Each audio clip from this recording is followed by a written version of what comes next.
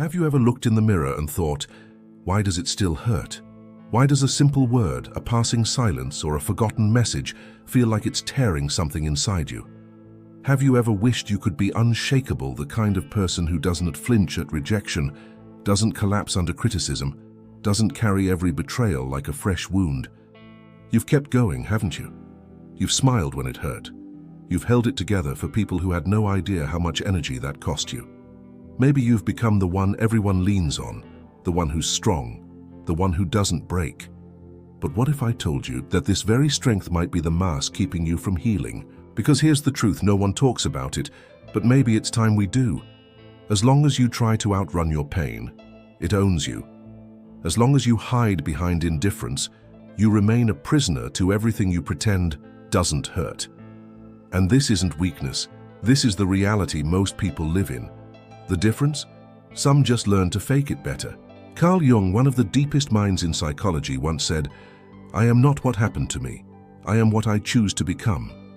That's the door. That's the beginning.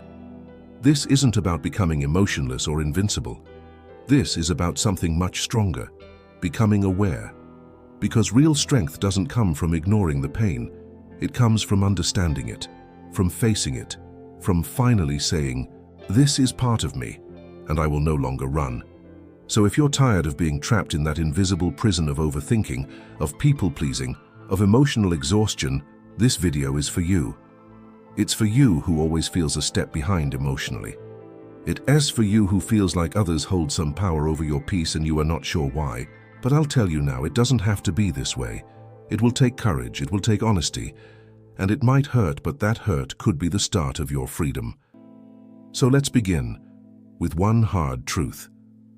The reason something hurts you so much is not because of what someone else said or did. It's because that experience touched something already open inside you, a wound, a memory, a forgotten scar. What wounds us is not the event itself, it's the story we attach to it. It's the interpretation rooted in a history we've never examined. It's the part of us that says, "See, you were never enough. They always leave. You're not worthy." But what if that story isn't even yours? What if it's something you inherited, absorbed, accepted, without ever questioning it? Jung taught us that pain in the outer world is just a reflection of what has not yet been healed inside us. That's why one person can be shattered by silence and another stays grounded in a storm. It's not about the situation, it's about where it lands inside you. And here's where it gets uncomfortable. You still suffer because on some level, you believe you can earn safety. Be good enough, kind enough, strong enough, as if that will stop people from disappointing you. But control is the illusion that keeps you stuck. You don't need more strategies to protect yourself. What you need, sir, is awareness. Because as long as your peace depends on what others do, you are not free. Freedom begins when you realize what happens outside only hurts when it echoes what is unresolved inside. That's where the real battlefield lies, deep beneath the surface, in the unconscious. The part of you that reacts without warning, that feels without understanding. That self-sabotages even when everything seems fine.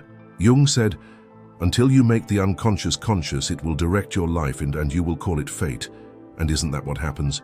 You call it bad luck. You call it just how I am. But it's not fate.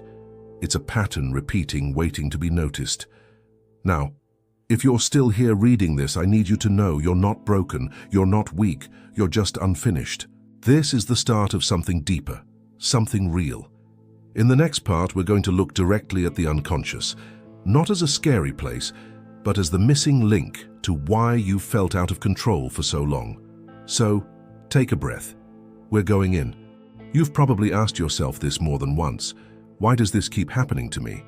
Why do I keep falling into the same cycles, the same emotional traps, the same types of people who leave me feeling empty? The answer isn't out there. It never was. The answer lives in the parts of you that are still in the dark. See, most of what drives your behavior, you don't even see. The choices you regret, the people you chase, the emotional triggers that explode out of nowhere, they're not coming from your logic. They're coming from your unconscious. And your unconscious is not passive. It's an active force.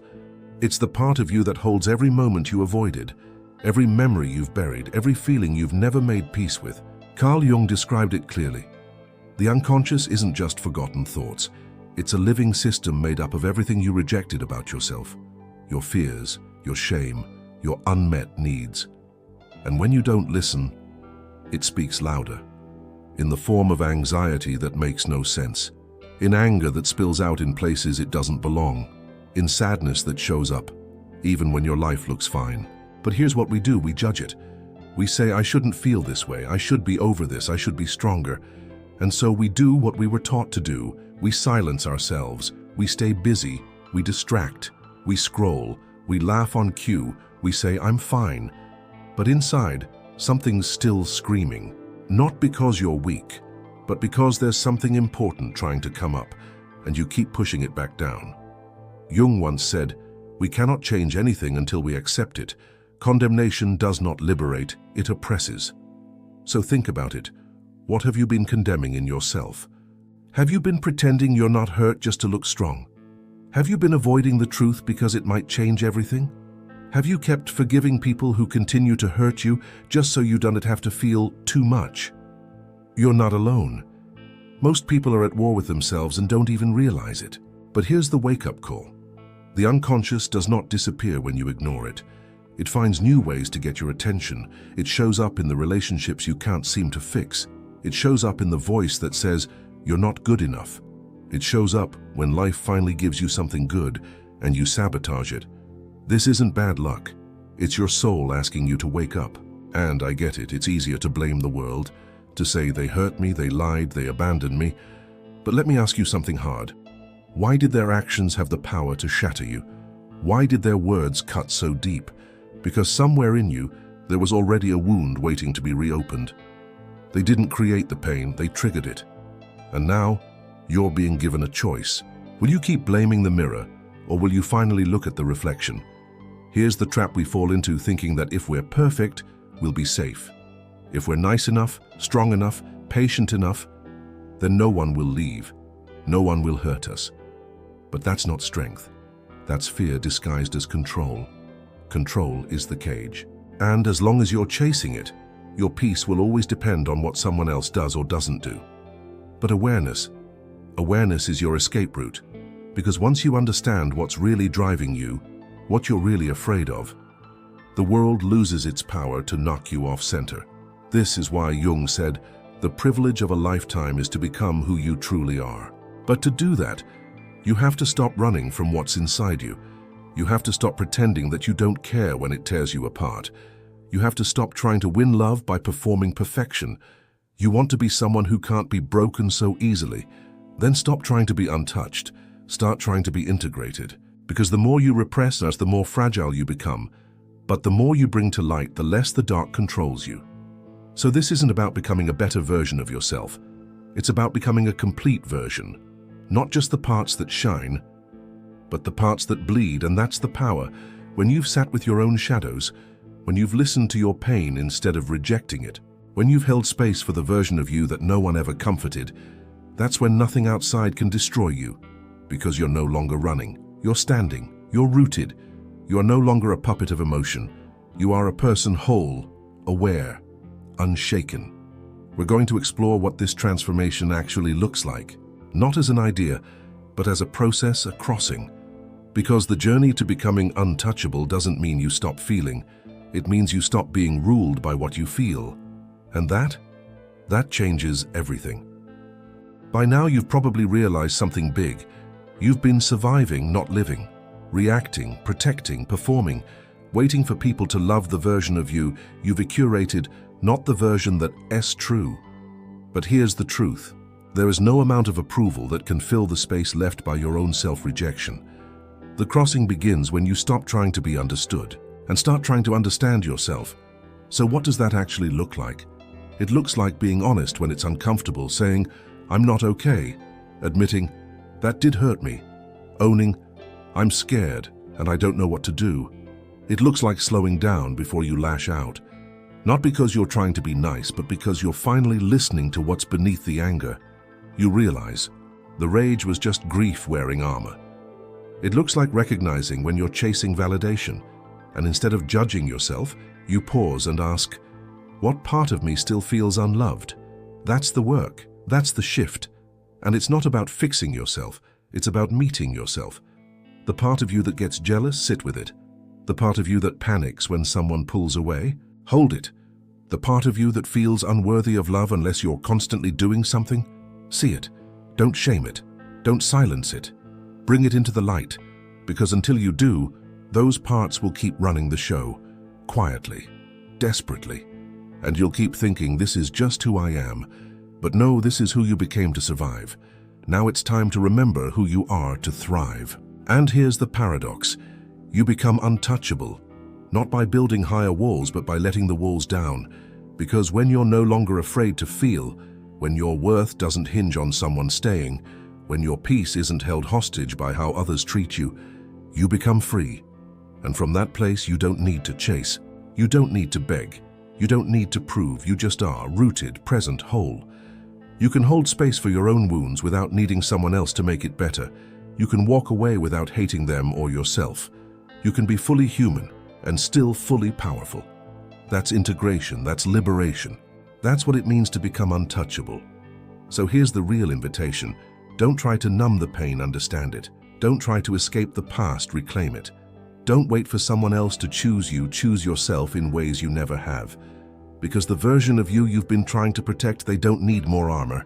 They need to be seen, loved, chosen by you. And once you cross that line, you'll realize no one has the power to take from you what you've already given yourself. So here we are. You've walked with me through the fire, through discomfort, truth, and your own reflection. Now comes the return. Not a return to who you were, but a return to yourself. Because the truth is, healing doesn't make you invincible. It makes you real. And in a world built on illusion, being real is revolutionary. You won't stop feeling. You'll still get hurt sometimes. You'll still have moments where the old pain whispers back, but you won't collapse under it anymore. Because now you see, you recognize the voice of your inner child when she begs not to be left behind.